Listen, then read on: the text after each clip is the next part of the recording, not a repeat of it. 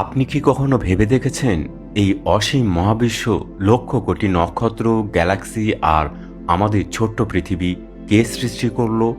কে এঁকেছেন এই বিশাল ক্যানভাস যেখানে আলোর গতিও হার মানে? বিজ্ঞানীরা বলেন এই সব কিছু শুরু হয়েছিল 1380 কোটি বছর আগে একটি মহাবিস্ফোরণে, বিগ ব্যাং। কিন্তু তার আগে কি ছিল? এটি শক্তির খেলা, না কোনো অজানা স্রষ্টার ইচ্ছা? এই প্রশ্ন শতাব্দী ধরে মানুষকে ভাবিয়ে এসেছে। আজ আমরা আপনাদের নিয়ে যাব এই অনন্ত ব্রহ্মাণ্ডের এক অবিশ্বাস্য যাত্রায়, এমন এক জগৎ যেখানে আলো প্রতি সেকেন্ডে ছোটে 3 লক্ষ কিলোমিটার, তবুও এর শেষে পৌঁছতে লাগে বিলিয়ন বছর।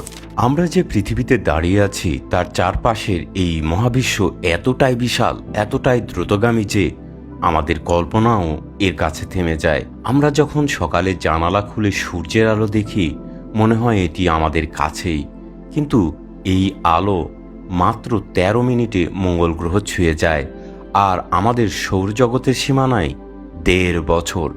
এবার ভাবুন, এই ছোট্ট সৌরজগৎ মিল্কিওয়ে গ্যালাক্সির একটি কোণা, আর মিল্কিওয়ে মহাবিশ্বের একটি ধূলিকণা। তাহলে চলুন এই ভিডিওতে আমরা খুলে দেখি মহাবিশ্বের দরজা।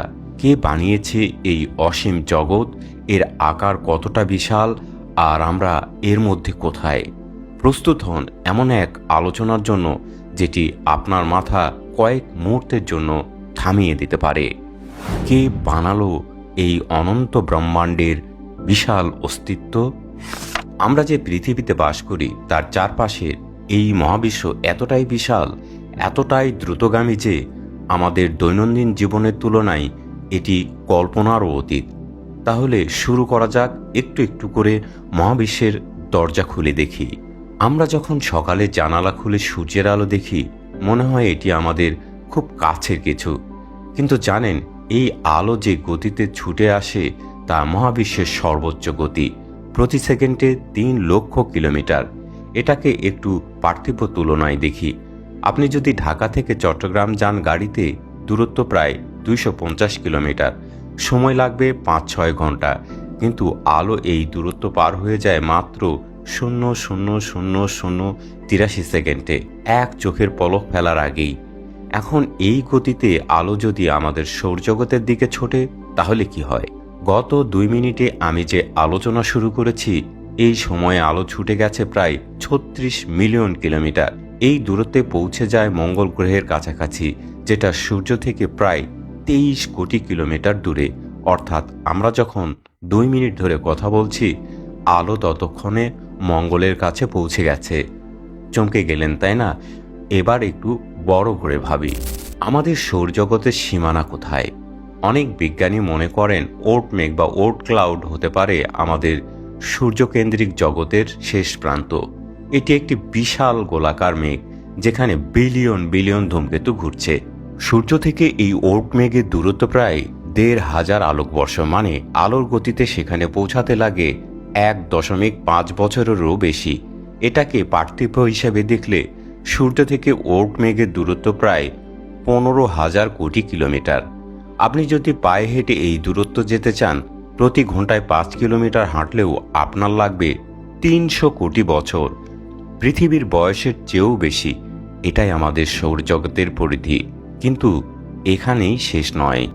এবার চোখ তুলে তাকায় আমাদের গ্যালাক্সির দিকে, মিল্কিওয়ে। এই সৌরজগৎ যেটা পার হতে আলো 1.5 বছর লাগে, এটি মিল্কিওয়ের একটি ক্ষুদ্র কণা মাত্র। মিল্কিওয়েতে আছে 100 থেকে 400 বিলিয়ন নক্ষত্র। প্রতিটি নক্ষত্রের চারপাশে এক বা একাধিক গ্রহ থাকতে পারে। এই গ্যালাক্সির ব্যাস 1 লক্ষ থেকে 1,50,000 আলোকবর্ষ, মানে আলো যদি মিল্কিওয়ের এক প্রান্ত থেকে আরেক প্রান্তে যায়, তাহলেও লাগবে 1 লক্ষ বছরেরও বেশি সময়। আর এই বিশাল গ্যালাক্সিতে আছে নেবুলা, ব্ল্যাক হোল, গ্যাসের মেঘ আর আমাদের মতো ট্রিলিয়ন সৌরজগৎ, যারা সবাই একটি সর্পিল গতিতে ঘুরছে। আমাদের সৌরজগৎ, এর মধ্যে ওরিয়ন আর্মে গ্যালাক্সির কেন্দ্র থেকে 27,000 আলোকবর্ষ দূরে। এই কেন্দ্রে আছে একটি সুপার ম্যাসিভ ব্ল্যাক হোল, যার ভর আমাদের সূর্যের চেয়ে 40 লক্ষ গুণ বেশি। এবার আরেকটু এগোই, মিল্কিওয়ের পাশে আছে অ্যান্ড্রোমেডা গ্যালাক্সি, আমাদের নিকটতম প্রতিবেশী। এটি মিল্কিওয়ে থেকে 2.5 মিলিয়ন আলোকবর্ষ দূরে। অ্যান্ড্রোমেডায় আছে প্রায় 1 ট্রিলিয়ন নক্ষত্র, মিল্কিওয়ের তুলনায় দ্বিগুণেরও বেশি। এর ব্যাস 2,20,000 আলোকবর্ষ। আলোর গতিতে এর এক প্রান্ত থেকে আর এক প্রান্তে যেতে লাগবে 2,20,000 বছর।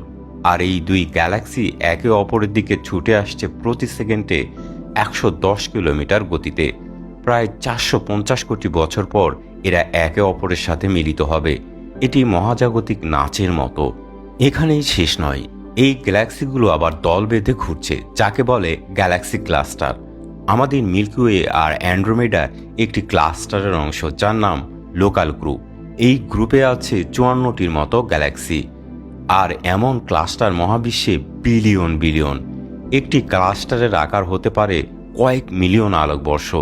আলোর গতিতেও এটি পার হতে লাগে লক্ষ লক্ষ বছর। এখন চিন্তা করুন, এই ক্লাস্টারগুলো আবার একত্রে তৈরি করেছে সুপার ক্লাস্টার। আমাদের লোকাল গ্রুপ ভার্গো সুপার ক্লাস্টারের অংশ, যার ব্যাস 110 বিলিয়ন আলোকবর্ষ। আর এমন সুপার ক্লাস্টার দৃশ্যমান মহাবিশ্বে বিলিয়ন বিলিয়ন। আমরা যে মহাবিশ্ব দেখি জেমস ওয়েব টেলিস্কোপের মতো যন্ত্র দিয়েও তা মহাবিশ্বের একটি ক্ষুদ্রতম অংশ মাত্র। পুরো মহাবিশ্বের আকার বিজ্ঞানীরা বলেন এটি 93 বিলিয়ন আলোকবর্ষেরও বেশি হতে পারে। আলোর গতিতে এটি পার হতে লাগবে 9,300 কোটি বছর। একটি সংখ্যা যা আমাদের মস্তিষ্কে ধরতেও অসম্ভব। এবার নিশ্চয়ই বুঝতে পারছেন আমরা কতটা ক্ষুদ্র। আমাদের পৃথিবী, সৌরজগৎ, মিল্কিওয়ে এসব মহাবিশ্বের একটি বিন্দু মাত্র। আলোর গতি যেখানে সেকেন্ডে 3 লক্ষ কিলোমিটার ছুটছে, সেখানেও মহাবিশ্বের শেষে পৌঁছানোর জন্য বিলিয়ন বিলিয়ন বছর লাগে। তাহলে আমরা কিভাবে এই অসীমতাকে কল্পনা করব? এই মহাবিশ্ব আমাদের শুধু বিস্ময়ই দেয় না, আমাদের নিজেদের অস্তিত্ব নিয়েও ভাবায় এবং প্রশ্ন জাগায়। এই অনন্ত, এই অসীম মহাবিশ্ব আসলে কে বানালো? উত্তর যদি আপনাদের জানা থাকে অবশ্যই কমেন্ট করে জানাবেন। আপনাদের কমেন্ট পেলে আমি আপনাদের প্রতি কৃতজ্ঞ থাকব এবং এটা আমার জন্য শিক্ষাও হবে। ভালো থাকবেন, সুস্থ থাকবেন এবং সাথেই থাকবেন।